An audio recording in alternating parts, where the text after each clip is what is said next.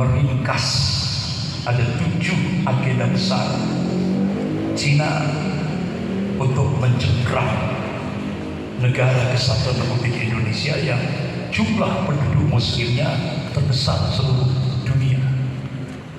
Bahkan lembaga riset dunia The Pew Forum on Religion and Public Life menempatkan Indonesia ranking pertama jumlah penduduk muslim terbesar seluruh dunia. Oleh karena itu Indonesia ini jadi rebutan terutama negara-negara adidaya, baik Amerika apalagi Cina. Sehingga 7 agenda besar yang itu dicoba dianalisis oleh pakar-pakar intelijen di Indonesia. Jadi ternyata itu sudah menjadi sebuah fakta. Yang pertama, ini diungkap oleh Wakil Perdana Menteri Cina Liu Yangdong hari Rabu tanggal 27 Mei 2015 di Auditorium Visip Universitas Indonesia. Jadi konsekuensi Indonesia mendapatkan bantuan hutang tahap pertama dari Cina 647 triliun. Itu syarat yang pertama terungkap dalam sebuah nota diplomatik dengan kode referensi Beijing 1448. Isinya, Cina akan melakukan akselerasi percepatan menjadikan Indonesia menjadi sebuah negara sekuler. Artinya agama harus dipinggirkan dalam kehidupan berbangsa dan bernegara. Nah, ya. Bapak-bapak, ibu-ibu yang dimuliakan Allah, dan otomatis Indonesia langsung bersikap sami'na wa ata'na. Tidak hanya taat, tapi taat. Sehingga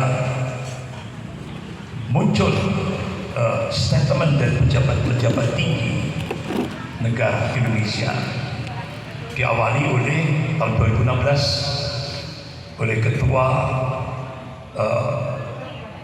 Dewan Pembina Ideologi Pancasila, yaitu Profesor Yudian Wahyudi. Jadi agama menjadi musuh negara. Agama menjadi musuh terbesar Pancasila. Itu resmi negara. Nah, kalau dulu PKI jadi musuh negara, sekarang agama jadi musuh negara. Sehingga akhirnya gayung bersambut.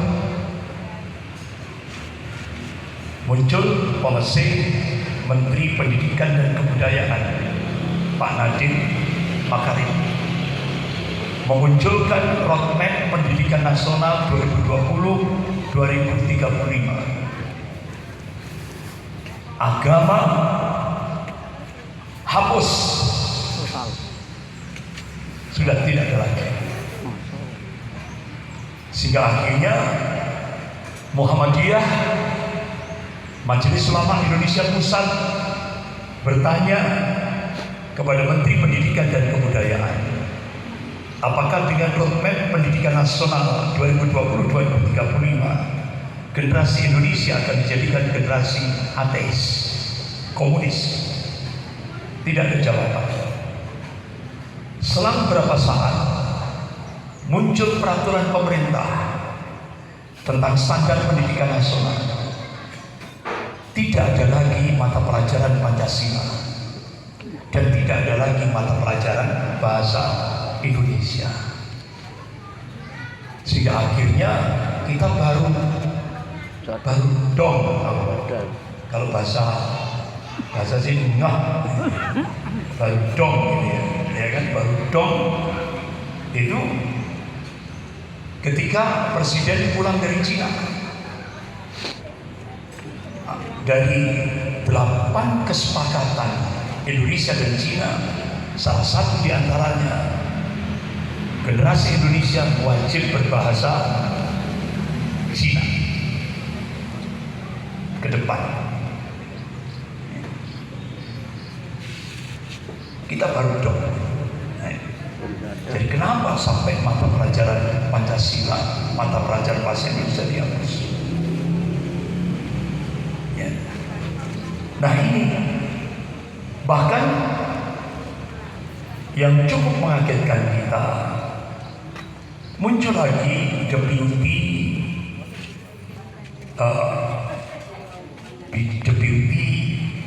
bidang kajian kepresidenan memberikan orasi di depan pemuda-pemuda se-Indonesia di Hotel Arya Duta, Jakarta. Sebelahnya patung tani.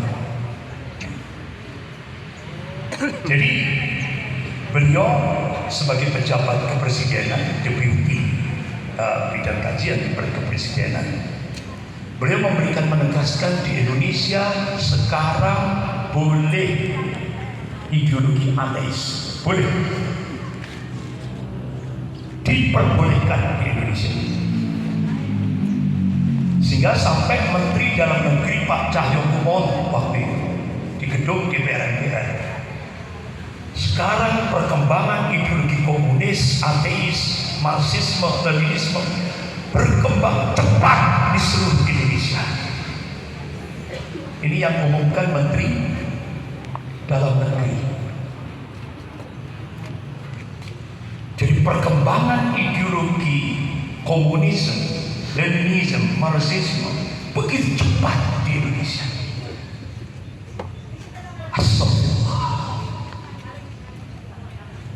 Bahkan sampai yang dipimpin dari unit kerja presiden tadi di depan pemuda-pemuda Indonesia di Hotel Arya Duta Jakarta menyatakan murtad pun boleh, murtad pun boleh di Indonesia. Tidak hanya ateis, murtad pun boleh.